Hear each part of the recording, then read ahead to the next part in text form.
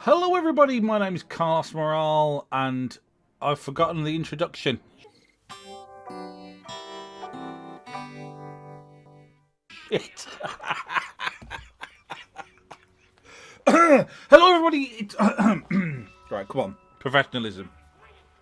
Hello everybody, it's Coffee Morning with Carlos Morale, where I talk about a game based upon top secret criteria whilst drinking my morning coffee until my cup is dry. And today we're going to be talking about Tsioque. It's a point and click adventure game. Not, as I had originally thought, a Dragon's Lair or Space Ace kind of game.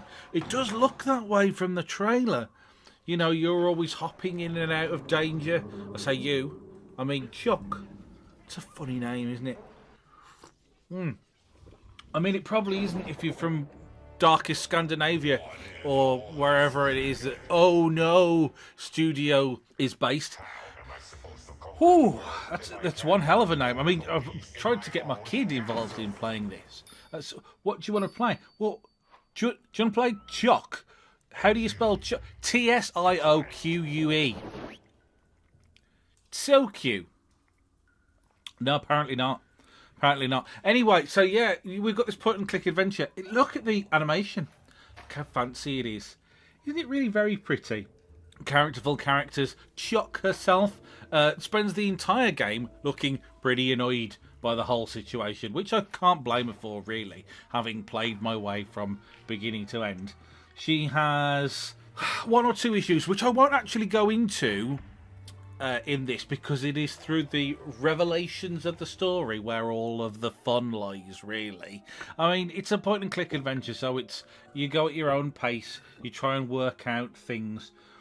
I need to get past this guard, so in order to do that I have to put a fish in a bazooka on the moon and combine that with a umbrella that I found once. And for some reason, putting all those objects together, that triggers the next bit of the game. It actually, no, fair dues, it's not quite as moon logic-y as some of them are. One or two areas did lend themselves to a little bit of trial and error clicking. But basically, yeah, things sort of follow on with a certain amount of logic from one stage to the next. Now, so, the premise of the game from the get-go is that I'm a princess, which I'm sure you knew already, and our mother, the queen, has gone off to fight a phoenix, I believe. And while she's away, the evil wizard... Well, the evil wizard did what evil wizards are wont to do, which is to, you know, make lightning and create goblins and just take over the place. I'm locked in a dungeon. Consequently, I need to escape and, well, you know, just do things, basically. Do princess things. So in order to do that, I click on an assortment of environment puzzles that involve squidgy tentacles and goblins and magic cloths that render me invisible. Yeah, the whole thing is a very sort of feel-good exercise. I enjoyed being Tsioque. I enjoyed her frowny eyebrows and ponytail. I enjoyed unravelling the mystery of what was going on, and I enjoyed a colourful cartoon duck as well, which I can't show you because I've had to go back and capture this footage from the very beginning of the game in order to not give stuff away. And the duck doesn't appear until later, but he's got a bit of a crown on, and he's quite cute. Although he also is quite stern-faced.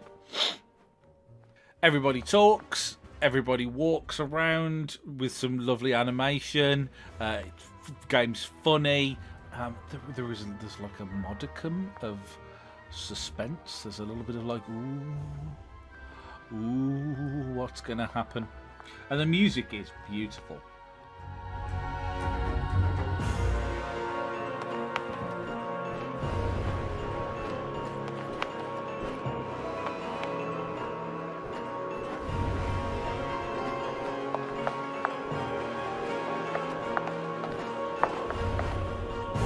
Since the game was released at the beginning of November, the devs have popped out a few fixes for the occasional bug which has cropped up. But by and large, I've found my experience with playing through the game to be very smooth. I don't think I've encountered anything that broke the game in any way. Although I did have a couple of instances when things took multiple clicks to register. But as I say, I think that's probably solved by this point. We need to escape a castle. We need to, in order to do that, we need to solve puzzles. Your puzzle brain does not have to be exceptional in order to get through this. You just need to be able to apply logic and like, if all else fails, just a systematic approach. You know, if you try X with Y and then keep changing the X variable but not changing the Y variable, eventually, you know, you're going to come across whatever it is that you need to do in order to progress. There are no, if I recall correctly, like combination puzzles. So once an item is in your backpack, it's that item that you've got to use somewhere else. You don't have to combine it with anything that you've already got, which can be a bit of a pain in some games. Also, there's no way to fail.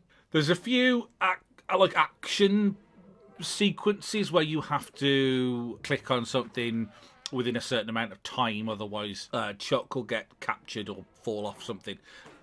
Those are okay, although they may not appeal to everybody.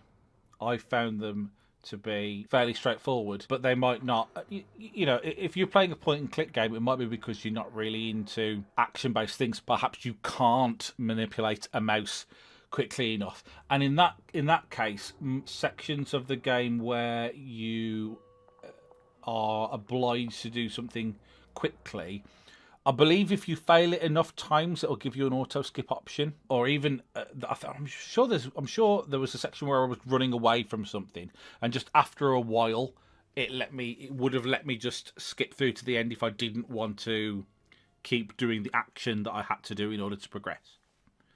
So yeah. You got free reign to try as much as you like out and click on everything and see all the little animations, which is good because you wouldn't want to get penalised for just clicking on a guy just to see the funny face he might pull.